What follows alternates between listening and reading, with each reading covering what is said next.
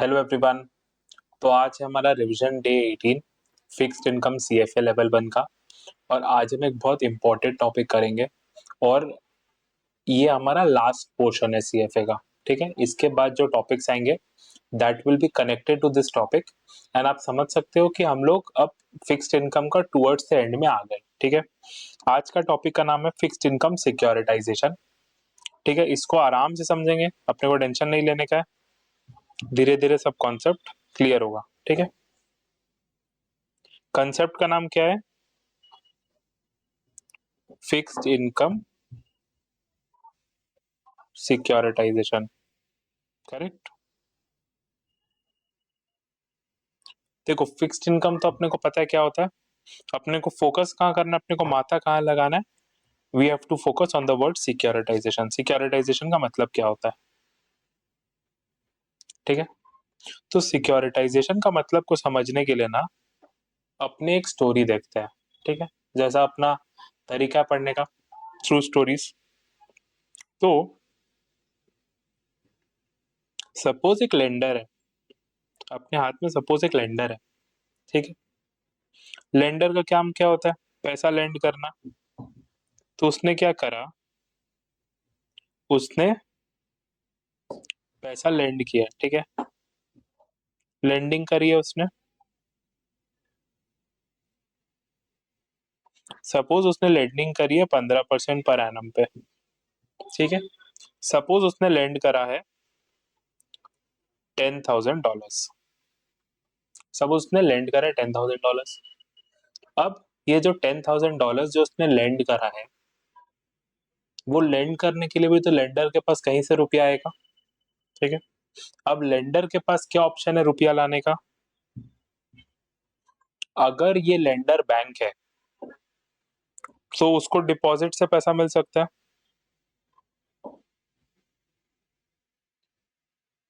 हमने तो लेंडर बोला ना, हमने बैंक बोला ना, हमने एनबीएफसी बोला ना, आपने प्राइवेट लेंडर बोला, हमने लेंडर बोला।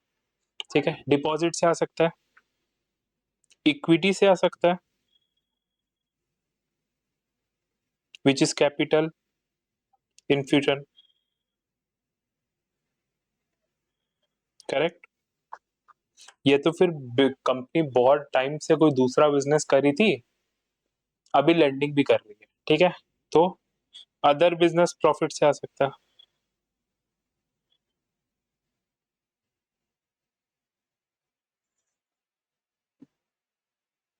करेक्ट, ये पॉसिबल सिनारियो है। ठीक है, करेक्ट, अपने को इतना समझ में आ गया। लेकिन अगर मैं बोलूं कि नहीं, इसको छोड़ के भी एक तरीका है। क्या तरीका है? देखो, ये बहुत इंटेलिजेंट वे है। ठीक है, आज लेंडर ने जो $10,000 लेंड करा है ना, ये सपोज 50 अलग अलग लोगों को लेंड करा है। एग्जाम्पल के लिए ले लेते हैं, 50 अलग अलग लोग को लेंड करा है, छोटे छोटे अमाउंट। ये अपने टीनी टाइनी लोग हैं जिन्होंने ये $10,000 मिला के लिया है। अब महीने के महीने क्या करेंगे? ये लोग अपने ड्यूज पे करेंगे। मतलब ये लोग प्रिंसिपल प्लस इंटरेस्ट और मे बी खाली इंटरेस्ट, मतलब जिस तरह का भी टर्म्स होगा। तो लेंडर क्या कर सकता है ना, लेंडर क्या बोलेगा, लेंडर इन बोरोवर्स का, ये लोगों का, लेंडर इन बोरोवर्स का एक पूल बना देगा। पूल मतलब, पूल का मतलब आप पैकेज समझ लो, एक पैकेज बना लेगा। लेंडर इनका एक पैकेज बना लेगा। ठीक है, लेंडर क्या बोलेगा कि देख भाई, मैंने प्रिंसिपल लैंड करा है $10,000, इंटरेस्ट में ले रहा हूं 15% पर एनम। तो लेंडर ने क्या करा, लेंडर इसका एक पैकेज बना लिया। अब ये पैकेज को क्या किया ना लेंडर ने, ये पैकेज के अगेंस्ट बॉन्ड इशू कर दिया। मतलब यहाँ पे लेंडर ने क्या किया, लेंडर ने लोन दिया। अब वो लोन कैसे, लोन देने के लिए उसके पास रुपया कहाँ से आएगा, या तो फिर वो अपना कैपिटल से देगा जो उसके पास आया था, या वो डिपॉजिट से देगा जो सपोज बैंक हो गई, या उसके कोई दूसरे बिजनेस के प्रॉफिट होगा उससे देगा, या तो फिर वो क्या कर सकता है, जितना भी पैसा उसने लेंड करा है उसको एक पैकेज करेगा। क्या करेगा, एक पैकेज करेगा, पूल करेगा, सबको साथ में लेके आएगा। साथ में ले आया, उसमें लिखेगा, उसमें एक प्राइस टैग लगाएगा कि $10,000 का प्रिंसिपल है और 15% पर एनम का इंटरेस्ट आता है, और उसके अगेंस्ट एक बॉन्ड इशू कर देगा। बॉन्ड इशू कर देगा किसके अगेंस्ट, प्रिंसिपल के अगेंस्ट। ये इसका मतलब क्या हो गया, इसका मतलब ये हुआ कि ये जो बॉन्ड है, ठीक है, इस बॉन्ड का जो बॉन्ड इंडेंचर होगा ना, अपने को पता है इंडेंचर क्या होता है आज का डेट में, मुझे तो आपको बताने का दरकार नहीं है। अगर आप मेरा क्लास फॉलो कर रहे हो तो आपको इंडेंचर तो मुझे बताने का दरकार नहीं, और अगर नहीं कर रहे हो तो प्लीज कर लो। इंडेंचर में क्या लिखेगा, सोर्स ऑफ रीपेमेंट। इंडेंचर में सोर्स ऑफ रीपेमेंट लिखते हैं ना, सोर्स ऑफ रीपेमेंट में क्या लिखेगा, cash flow from repayment of principal plus interest from borrowers. Simple. Bond indenture में वो ये लिखेगा, करेक्ट, बॉन्ड इशू करेगा टू इन्वेस्टर्स।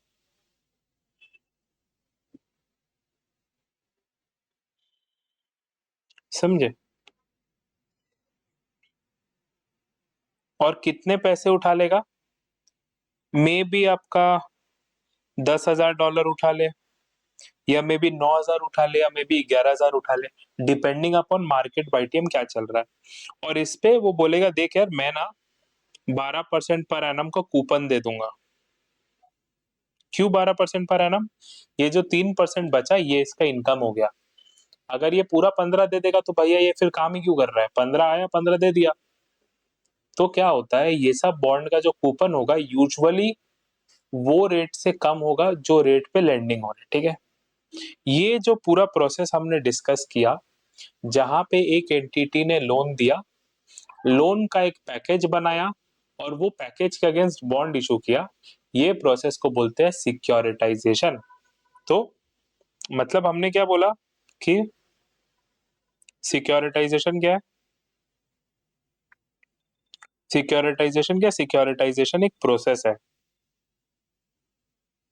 प्रोसेस क्या चीज का, जहां पे हम एक पूल क्रिएट करते हैं, किसका, हमारा लेंडिंग पोर्टफोलियो का एक पूल क्रिएट होता है, एंड बॉन्ड्स, बॉन्ड्स को आप सिक्योरिटीज भी बोल सकते हो, अपने को पता है, and securities are issued against such pool.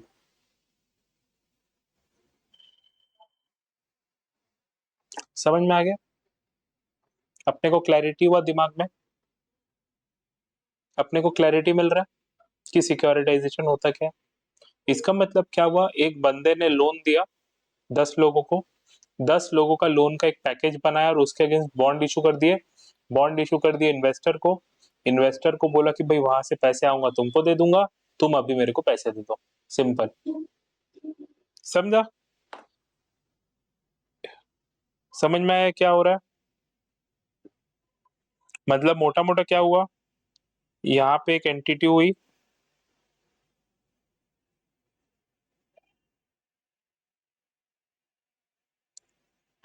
जिसने आपके लेंडिंग दिया, ये पूरा लेंडिंग को पैकेजिंग में किया, या पूल क्रिएट किया इसका, पूल और पैकेज, ये पैकेज के अगेंस्ट बॉन्ड इशू कर दिए,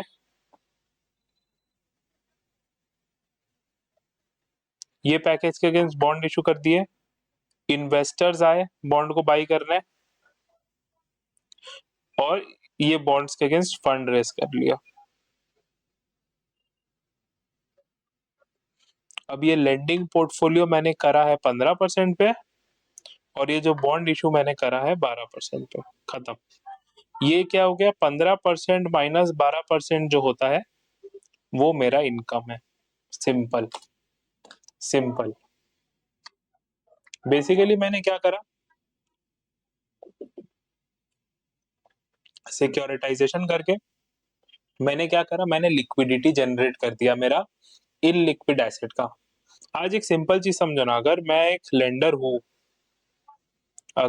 लेंडर हूँ, मैंने आपको बोला भाई मैं तेरे को $1000 दे रहा हूँ 5 साल के लिए, ठीक है, 15% का रेट पे, ठीक है।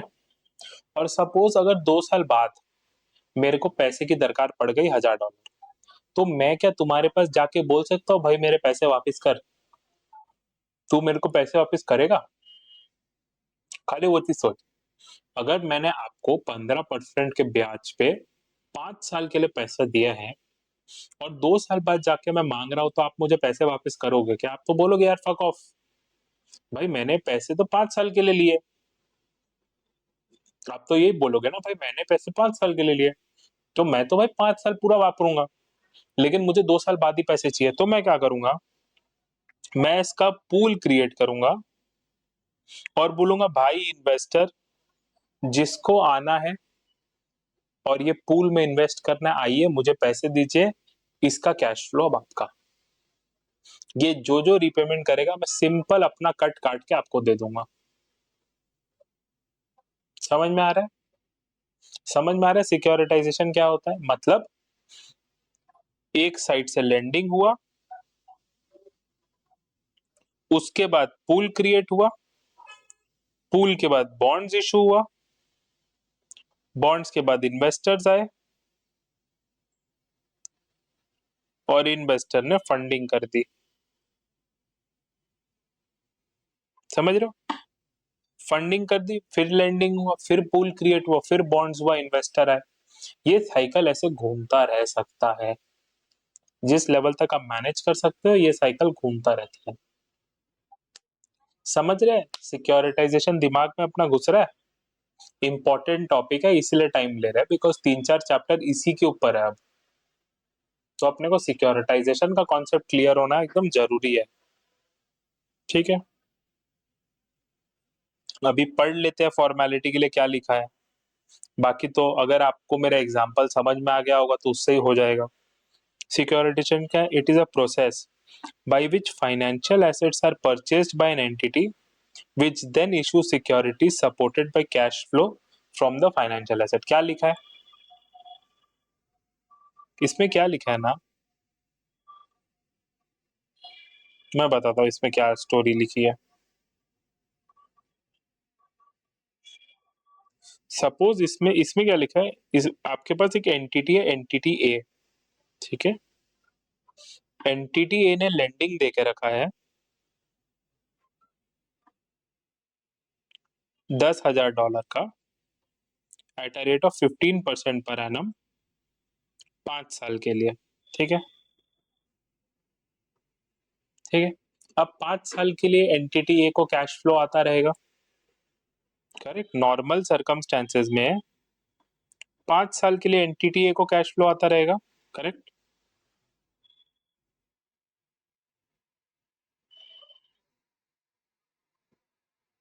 आता रहेगा। अब इसमें क्या बोला ना भाई, मैं एक दूसरा एंटिटी ला रहा हूँ, एंटिटी बी।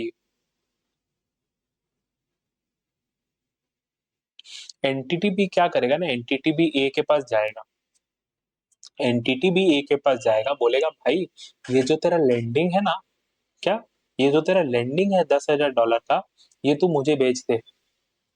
बेच दे मतलब, बेच दे मतलब ये कि आज के बाद से ये जो भी पैसे देगा ये सारे पैसे मेरे होने चाहिए, कि जो भी पैसे देगा सारे पैसे मेरे होने चाहिए। कैश फ्लो फॉर 5 इयर्स, मतलब एंटिटी भी जाएगा ए के पास, बोलेगा भाई मेरे को ना सारे बेच दे, you sell it to me, तू मेरे को राइट्स बेच दे।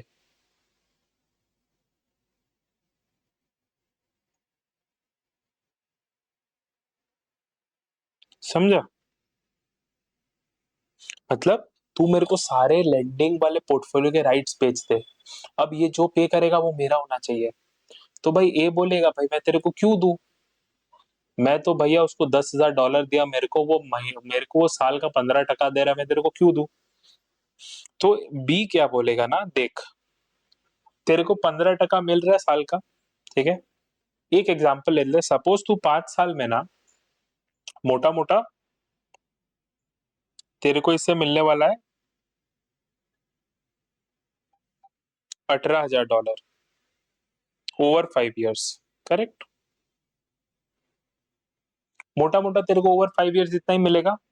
मैं तेरे को क्या करता हूँ, मैं आज के दिन पे तेरे को $1,400 दे देता हूँ, सॉरी आज के दिन पे मैं तेरे को $14,000 देता हूँ, ये तेरे को ओवर 5 ईयर्स मिलेगा। बी क्या बोलेगा, भाई मैं तेरे को ना आज के दिन पे $14,000 दे देता हूँ, तू बेच दे मुझे, मैं तेरे को आज के दिन पे $14,000 तू बेच दे। ये बोलेगा ठीक है भाई खरीद ले, $14,000 तू दे रहा तो खरीद ले। अब बी सोचेगा भाई मैं इसको तो $14,000 दे दिया, लेकिन ये $14,000 मैं लाऊं कहां से। क्या हो रहा है, ए ने लेंडिंग करी, बी को उसके राइट्स चाहिए, बी बोल रहा है भाई तेरे को 5 साल में $18,000 आएगा, मैं तेरे को आज के दिन $14,000 दे रहा हूँ, मेरे को बेच दे। ए ने बोला ठीक है भाई खरीद ले, तेरे पास पैसे है तो तू खरीद ले। बी बोला यार ऑफर तो दे दिया, अब क्या करूं, अब क्या करूं सोचने लग गया। बी बोला यार पैसे तो जुगाड़ने पड़ेंगे। बी ने क्या करी, बॉन्ड्स इशू कर दी, जिस बॉन्ड का अंडरलाइंग ये लेंडिंग पोर्टफोलियो था, समझा। बॉन्ड इशू करी, बॉन्ड इशू करने से इन्वेस्टर्स आ गए, और इन्वेस्टर से उसने कैपिटल रेस कर लिया।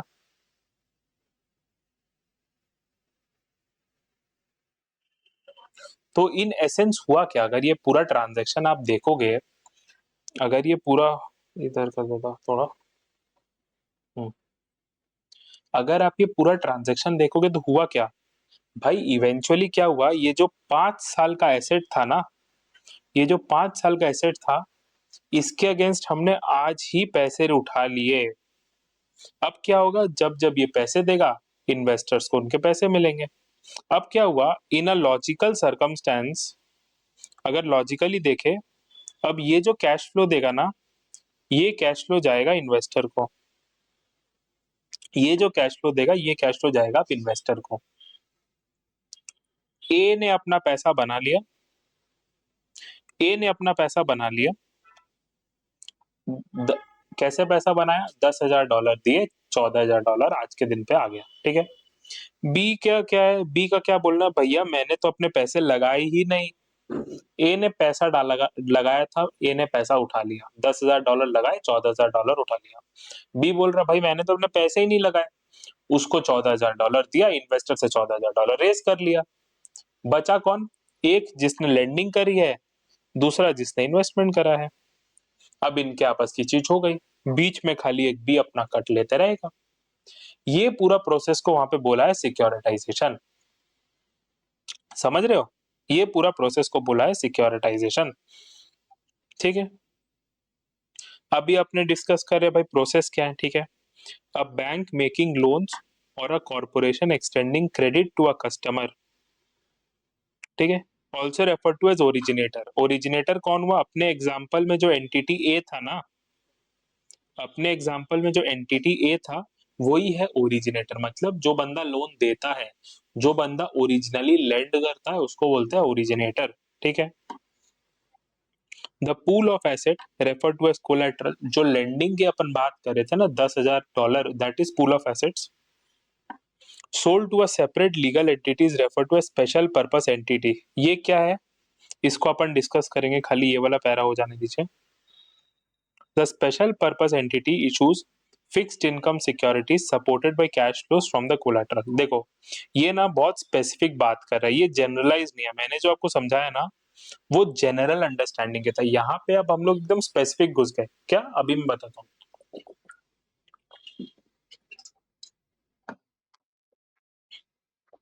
क्या बोल रहा है ना ये, ये स्पेसिफिकली बात कर रहा है। तो अपने एक एग्जांपल लेते हैं, एक बैंक है, ठीक है? बैंक ने लेंडिंग करी, सपोज $10,000 की, और यहाँ पे मैं बोलता हूँ चल बैंक के पास कैपिटल भी है, so the amount which is given by the bank as lending, bank has capital, bank के पास डिपॉजिट्स भी आता है, तो बैंक के पास पैसा है, तो पैसा इज नॉट अ प्रॉब्लम, ठीक है? एट द रेट 15%, ठीक है? तो ईयर एंड में क्या होगा ना, अगर बैलेंस शीट बना, अगर बैलेंस शीट बना, तो पहले इक्विटी आएगा, इक्विटी में लिखा रहेगा कैपिटल, फॉर एग्जाम्पल वो अपने 3,000 लिख देते हैं, ठीक है? फिर आ गया लाइबिलिटीज, वो अपने लिख देते हैं डिपॉजिट्स, वो लिख देते हैं $8,000, टोटल मिला के अपना लाइबिलिटीज और इक्विटी हो गया ये। लोन्स गिवन, एसेट्स में आएगा लोन्स गिवन 10,000, और सपोज ये अपना एक बैलेंस होल्ड करते हैं, ये अपना कैश का एक बैलेंस होल्ड करते हैं 1,000, ठीक है? अभी क्या है ना, बैंक्स के बैलेंस शीट में एक $10,000 का लोन गिवन दिख रहा है, ठीक है? अभी बैंक क्या करेगा ना, बैंक एक इंटरेस्टिंग चीज करेगा, क्या करेगा, बैंक एक एंटिटी बनाएगा, ठीक है? तो बैंक एक सब्सिडियरी बोल लो या एंटिटी बोल लो, एक एंटिटी बनाएगा, ठीक है? ये एंटिटी क्या करेगा, and this entity will buy these assets,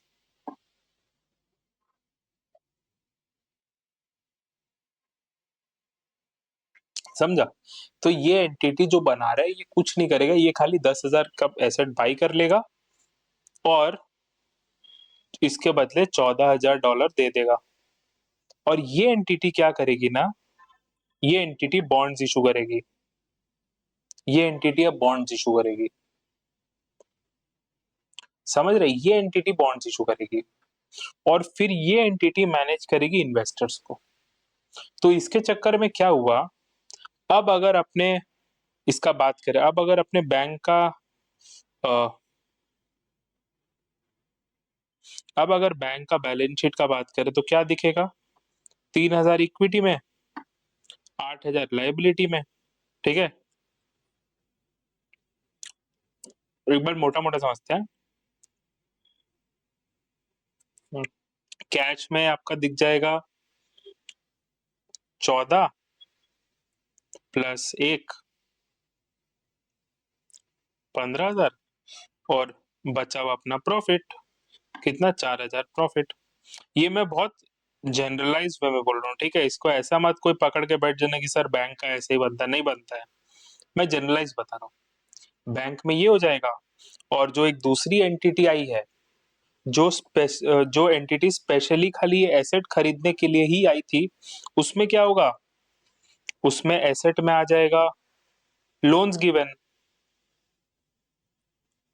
$10,000 और बॉन्ड्स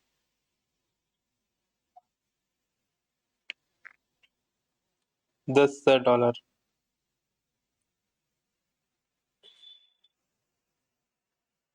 समझ रहे, समझ में आ रहा है? क्या हुआ, बैंक ने क्या करा, बैंक ने सिंपली अपना बैलेंस शीट से उठा के ये एक दूसरे एंटिटी के बैलेंस शीट में ये लोन्स को ट्रांसफर कर दिया इंटेलिजेंटली। तो जो एंटिटी स्पेसिफिकली सिक्योरिटाइजेशन पर्पस के लिए ओपन होता है, मतलब वो एंटिटी का और कोई काम नहीं है, वो एंटिटी का यही काम है कि भाई ये लेंडिंग लेना है, इसको एक पैकेज करना है, इसके अगेंस्ट बॉन्ड इशू करना है, और फिर ये पूरा ट्रांजैक्शन मैनेज करना है। जो एंटिटी खाली यही पर्पस के लिए जन्म लेता है, मतलब उसके और कोई दूसरा बिजनेस नहीं है, वो कुछ नहीं करेगा और वो खाली यही करेगा, वो खाली सिक्योरिटाइजेशन का ही काम करेगा, उसको बोलते हैं स्पेशल पर्पस एंटिटी। बहुत इंपॉर्टेंट टर्म है, दिमाग में अपने को एकदम जचा लेने का है कि भैया स्पेशल पर्पस एंटिटी क्या होता है। ठीक है। बेनिफिट्स टू ईश्वर, ईश्वर को क्या बेनिफिट है? Increase business, improve profitability, low capital reserve, improve liquidity. Investors को क्या बेनिफिट है? Tailored risk and return, access to collateral pool, liquidity to investors. ठीक है।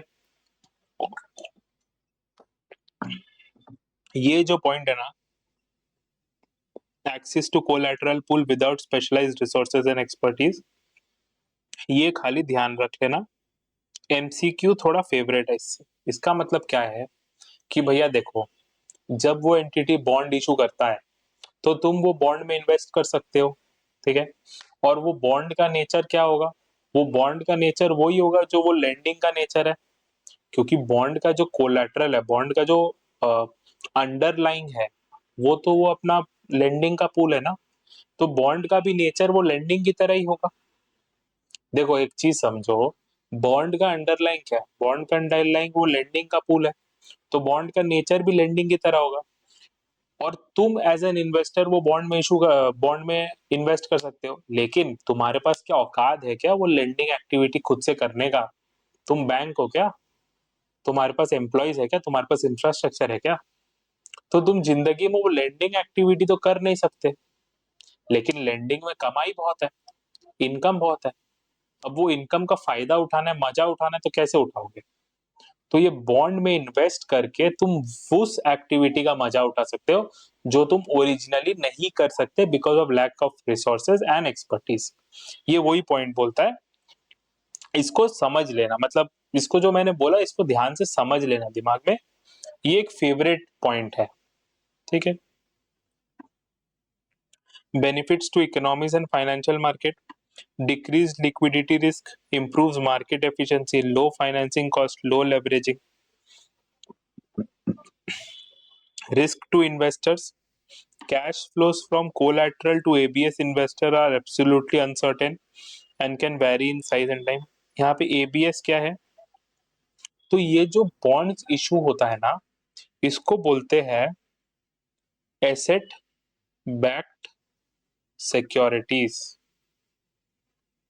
समझ रहे? जो अभी तक हम बॉन्ड बॉन्ड बॉन्ड किए जा रहे हैं ना कि भाई इसको पैकेज करके बॉन्ड इशू कर देगा, उसको बोलते हैं asset backed securities, bonds.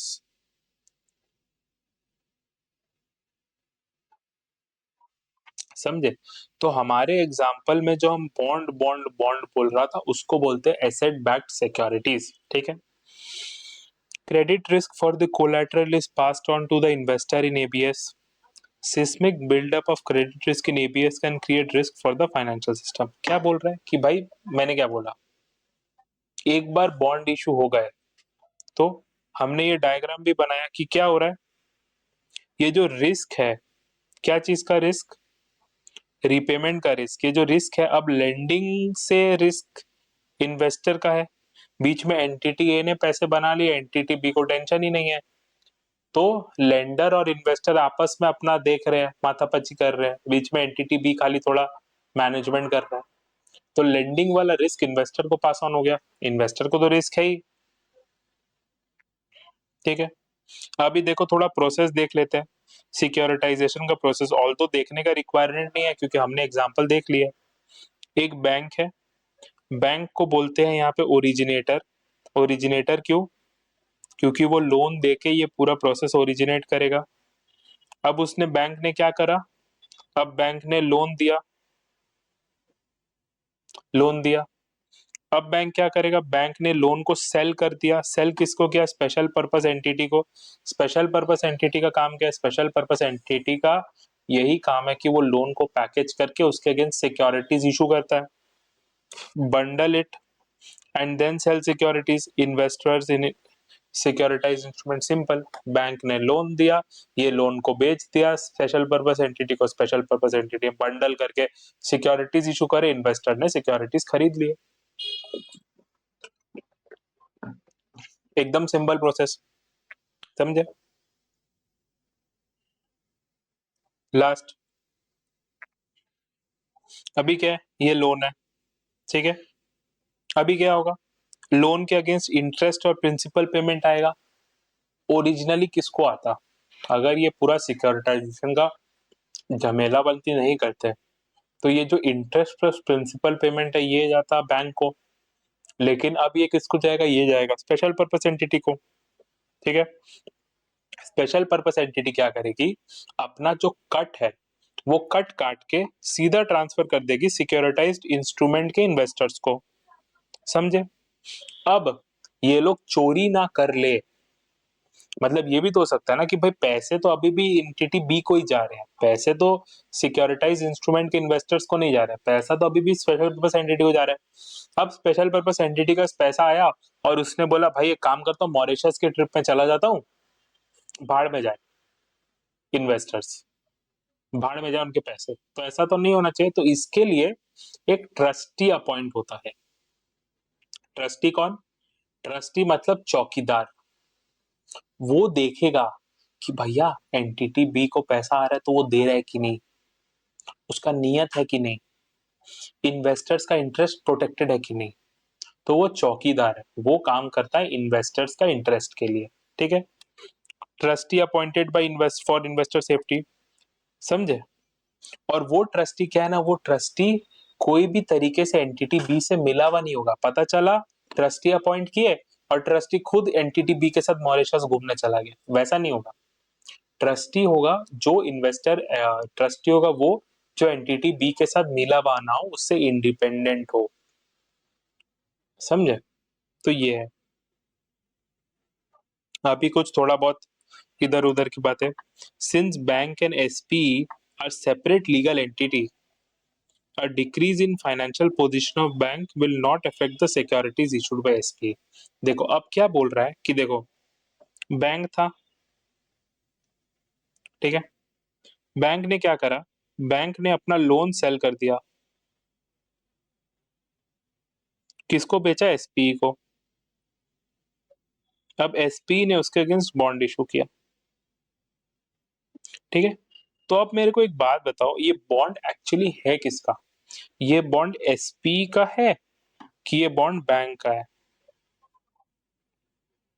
Bank का लोन था, बैंक ने लोन बेचा एसपी को, एसपी ने बॉन्ड इशू किया, तो ये बॉन्ड एक्चुअली है किसका इंस्ट्रूमेंट, ये बैंक का इंस्ट्रूमेंट है कि ये एसपी का इंस्ट्रूमेंट है, ये है एसपी का इंस्ट्रूमेंट, ठीक है। तो इसमें क्या बोल रहा है ना, अगर भूले भटके, भगवान ना करे, अगर बैंक्स का फाइनेंशियल पोजीशन खराब होता है,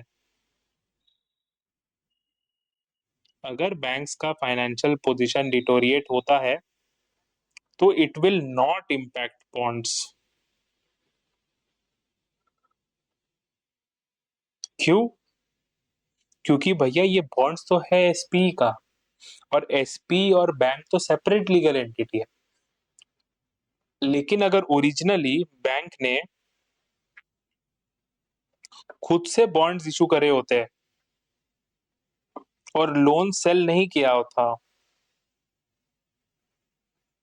तो बैंक्स का फाइनेंशियल पोजीशन खराब होने से बॉन्ड्स का भी पोजीशन खराब हो जाता, बॉन्ड्स का भी रेटिंग गिर जाता, ठीक है।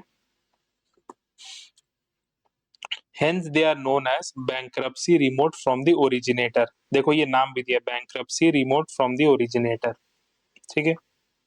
Further buyer of such instrument only has claim on the pool of loan and not on the other assets of bank, ठीक है। इसका मतलब क्या है कि जो इन्वेस्टर है, बॉन्ड्स का इन्वेस्टर है ना, उसका क्लेम खाली लोन पूल पे है, claim only on pool of asset.